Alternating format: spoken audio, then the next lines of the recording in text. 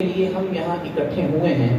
ان کی ایک دو باتیں بس، چونکہ وقت میرے پاس بھی اتنا نہیں، مجھے بھی جتنا دیا گیا اس میں کچھ عرض کروں گا۔ وہ ذات اتنی پیاری ذات تھی کہ جو ہم سے جدا ہو چکی، کہ جس ذات نے آج ہم سب کو یہاں اکٹھے کر دی ہے، اس ذات نے ہمیں اکٹھے کر دی ہے۔ حضور صلی اللہ علیہ وسلم شاہ فرماتے ہیں لو کان لابن آدم وادیان من مال، فرمایا کہ اگر ابن آدم کے پاس دو مال کی وادیاں ہوں گی، لبتغا ثالثہ، وہ تیسری کی بھی تمنا کرے گا، لیکن فرمایا ولا یملأ جوف ابن آدم الا التراب ویتوب اللہ علی من تاب، فرمایا کہ اس انسان کے پیٹ کو صرف اور صرف قبر کی مٹی بھر سکتی ہے۔ یہ آزمائش کا دور ہے، انسان مال جمع کرتا ہے لیکن وہ ذات مال لٹا کے خوش ہوا کرتی ہے۔ اس ذات نے جس کو بھی دیکھا کہ اس کا تعلق اس کے شیخ حضور فقیہ اعظم رحمۃ اللہ تعالی علیہ کے ساتھ ہو گیا، اس نے اپنا سب کچھ اس پر فدا کر دیا، وہ چاہے میرے جیسا گندا مندہ ہی کیوں نہ ہو۔ 2010 میں میرے والد محترم کا انتقال ہوا، اور اللہ کی شان کے 2010 میں ہی میرا نوری صاحب کے ساتھ تعلق جڑا،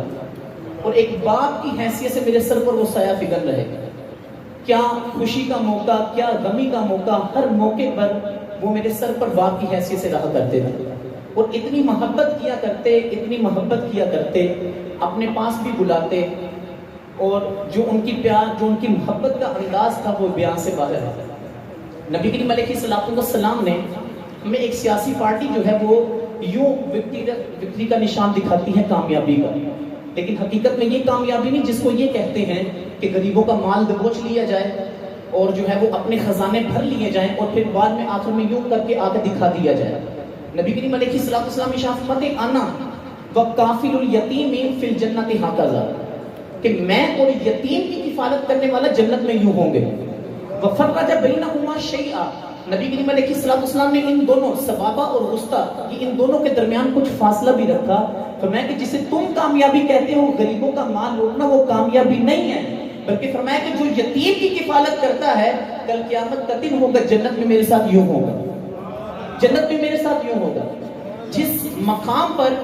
بندہ، فرمایا محبوب علیہ السلام نے کہ بہترین گھر وہ ہے کہ جس کے اندر یتیم کی کفالت کی جائے، اور بدترین گھر وہ ہے کہ جس کے اندر یتیم کے ساتھ برا سلوک کیا جاتا ہے۔ لیکن وہ اعجاز نوری صاحب کہ ان کا تعلق ہمارے شیخ مکرم سے کیا ہوا کہ ہم جیسے گندے مندے جو ان کے مریدوں میں شامل ہیں، ان کے منگتوں میں شامل ہیں، لیکن فقط اس تعلق کی وجہ سے انہیں ہمیں بھی اپنی آنکھوں پر بٹھا لیا، اپنی آنکھوں پر بٹھا لیا۔ یہ بات قابل توجہ ہے۔ ہم سب جانتے ہیں کہ ہم میں سے کسی نے بھی سرکار غوث پاک رضی اللہ تعالی عنہ سے ملاقات نہیں کی، امام اعظم رضی اللہ تعالی عنہ کے ساتھ ملاقات نہیں کی، لیکن ہمیں ان کے شب و روز بھی معلوم ہے۔ ہم نے صحابہ کرام رضوان اللہ علیہم اجمعین کے ساتھ ملاقات نہیں کی، لیکن ان کے شب و روز، ان کی جلوتیں تو ایک طرف، ہمیں ان کی خلوتیں بھی بتا دی گئی۔ وہ اس بنا پر نبی کریم علیہ السلام ارشاد فرماتے ہیں کہ لو ان رجلا عمل عملا فی صخرۃ لا باب لها ولا کبا خرج عمله الى الناس کائنا ما کان، فرمایا کوئی بندہ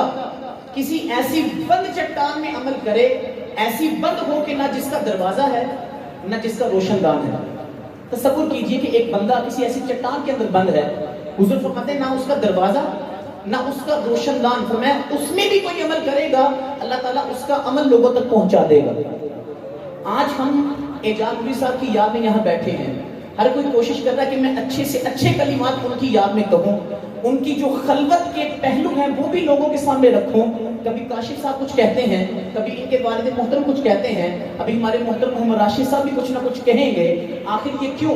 اور ان کی محبت کا سلسلہ جاری رہے گا